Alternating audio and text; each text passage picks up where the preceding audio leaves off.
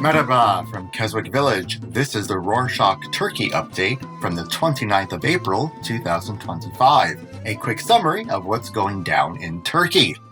On Wednesday, the 23rd, a 6.2 magnitude earthquake shook Istanbul but caused no casualties or major damage.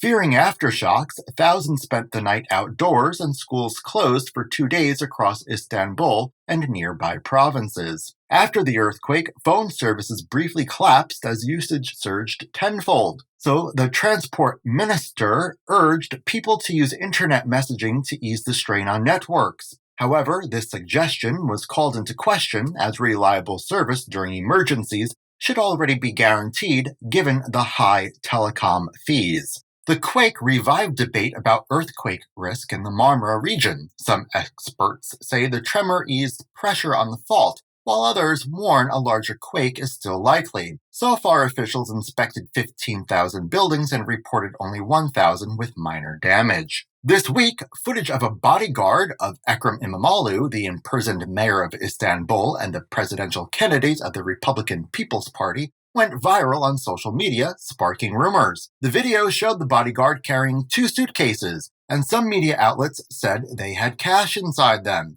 The Istanbul municipality responded, saying the suitcases carried mobile signal jammers used to protect İmamoğlu and crowds against bomb threats. It explained that such equipment bought legally from a firm authorized to sell only to public institutions requires protective cases due to size and sensitivity. The municipality described the rumors as the latest example of disinformation, adding that security procedures followed the law and protected public safety. Speaking of İmamoğlu, on Sunday the 27th, the General Directorate of Prisons and Detention Houses responded to speculations about Esila Ayık, a university student arrested during protests against İmamoğlu's imprisonment. Social media posts suggested Esila, who suffers from chronic heart and kidney issues, lost consciousness and was hospitalized. Earlier, there were allegations that prison authorities failed to provide her with necessary medication, worsening her health. The directorate clarified that while Ayık's condition remains stable, she has not faced a serious health issue.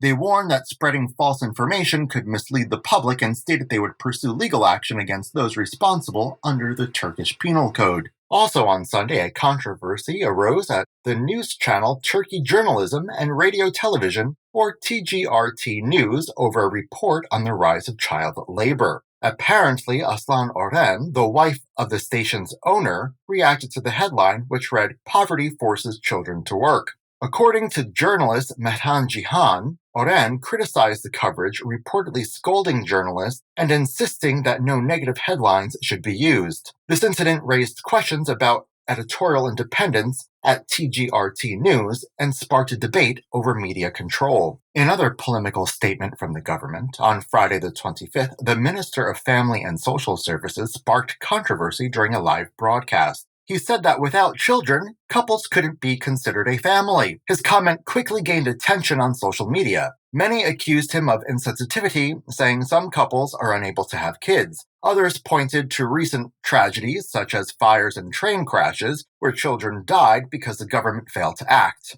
ironically questioning if these families of those kids should now be considered, quote, no families, end quote, as well. In previous episodes, we've been reporting on a potential reconciliation between the government, the Pro-Kurdish People's Equality and Democracy, or DEM Party, and the Kurdistan Workers' Party, or PKK, led by recent talks involving Abdullah Öcalan, the imprisoned leader of the PKK. The talks led Öcalan to call on the PKK to disarm. This week, we've got an update. The reconciliation process just showed its first concrete result. The parliament will soon hold elections for the Board of Judges and Prosecutors, or HSK, and for the first time, the DEM might gain a seat. The Justice and Development Party and DEM reportedly reached a deal for DEM to nominate a lawyer to the 13th member board. If approved, this would mark the party's first presence in the HSK and a major symbolic step in the government's effort to reset ties with Kurdish political actors. On that note about the Parliament, during this week's sessions, lawmakers will discuss a bill to increase fines for misusing the 112 emergency call center. The bill proposes raising administrative fines for unnecessary calls from 250 liras, which is around $9, to 1,500 liras, about $55. If an emergency team is sent to a scene and finds that the call was fake or unnecessary, the person responsible could be fined up to 15,000 liras, about $550. The proposed changes aim to prevent the misuse of emergency services and ensure they are available for real emergencies. There's another legal change on the way. Turkey plans to expand eligibility for alternative sentencing, allowing more non-violent offenders to serve their prison terms outside full-time custody. The new limit rises from 3 to 5 years, meaning that those with longer sentences can now qualify for home detention, weekend-only confinement, or nighttime imprisonment. The change focuses on low-risk groups, including pregnant women, mothers with young children, elderly people, and the seriously ill. Some will work during the day and return to open prisons at night, or spend weekends behind bars while free during the week. Officials said this won't apply to crimes like murder, sexual assault, or terrorism. The goal is to ease overcrowding while offering more humane options for minor offenders. On Monday, the 28th, President Erdogan announced updated migration figures during a speech in Istanbul. He said the country currently hosts 4 million migrants, including almost 3 million Syrians under temporary protection. Erdogan also shared that there are now over 120 million refugees worldwide.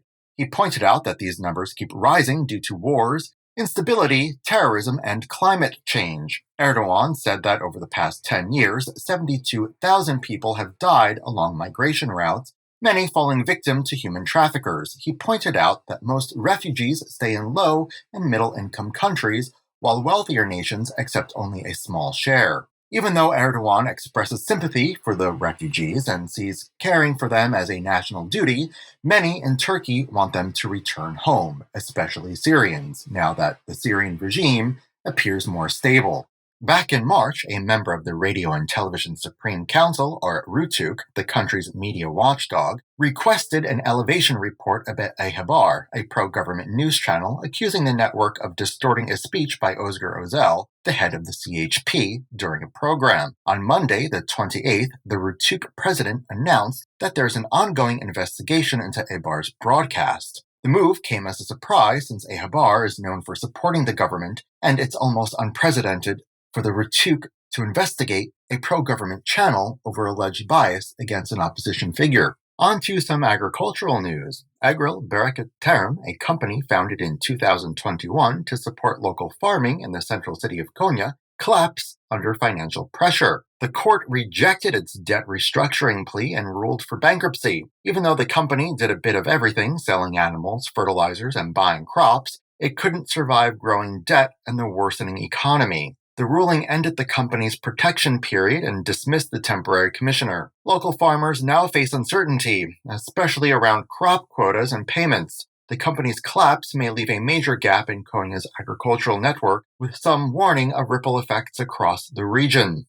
Finally, on Thursday, the 24th, a ceremony at the Jean-Pere Memorial marked the 110th anniversary of the Gallipoli Campaign of World War I. The 1915 campaign saw Allied forces, including many from the Australian and New Zealand Army Corps, land on the Gallipoli Peninsula to seize the Dardanelles and weaken the Ottoman Empire. Ottoman troops, led by officers like Ataturk, held the line in brutal trench warfare. The 57th Regiment became a national symbol after suffering near total losses in the early fighting.